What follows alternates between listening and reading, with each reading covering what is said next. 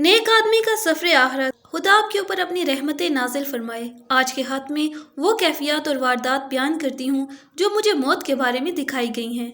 जब इंसान मरता है तो मौत के वक्त एक फरिश्ता खुदा के हुक्म से उसके पास आता है।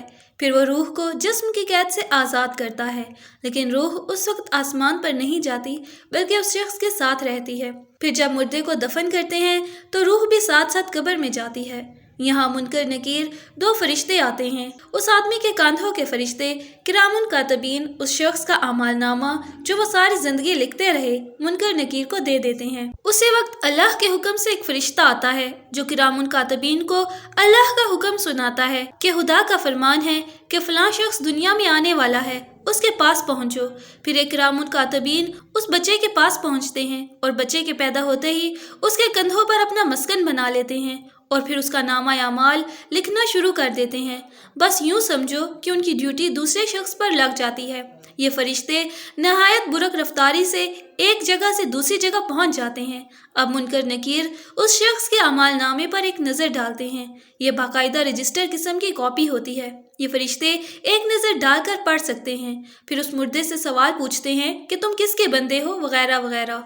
बंदा जवाब सही दे दे तो मुनकर नकीर इंसान का अमालनामा उस फरिश्ते के हाथ में दे देते हैं जो आसमान से उतरता है। अगर वो शख्स नेक हो तो उसको लेने के लिए आसमान से मुख्तलिफ तादाद में फरिश्ते आते हैं और एक सोने की तरह बनी हुई गाड़ी भी साथ लाते हैं। ये निहायत ही खूबसूरत सुनहरी गाड़ी होती है जिसमें सिर्फ एक ही शख्स बैठ सकता है।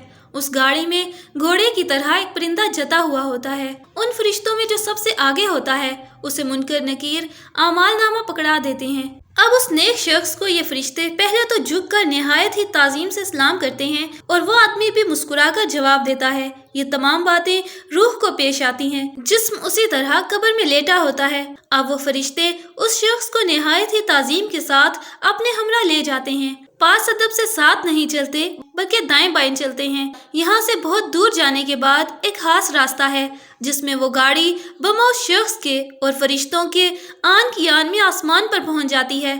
पहले आसमान का दरवाजा खुलता है। उस पहले आसमान के दरवाजे पर एक फरिश्ता जो आसमान का गेट कीपर या दारोगा होता है खड़ा होता है। यहाँ एक लम्हे को वो गाड़ी रुकती है। वो फरिश्ता जिसके पास आमाल नामा होता है उस दारोगे को दिखाता है। वो एक नजर देख कर कहता है कि ठीक है जाओ।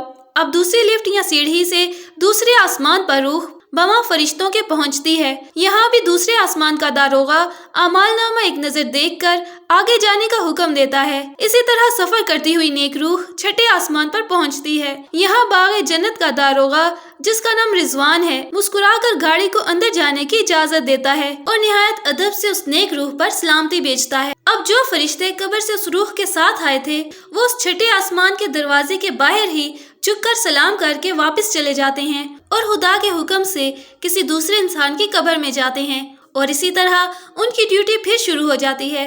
अब छठे आसमान से जन्नत के अंदर दाखिल होते ही कई फरिश्ते उस बुरक रफ्तार रथ के साथ हो जाते हैं और हर तरफ रूहें सलाम बेचती हैं। बस ये शख्स जन्नत के जिस दर्जे का हो उस दर्जे में फरिश्ते उसको निहायत अदब और ताजीम के साथ छोड़ आते हैं, सलामती और मुबारकबाद देते हैं और वहाँ के आदाब बताते हैं।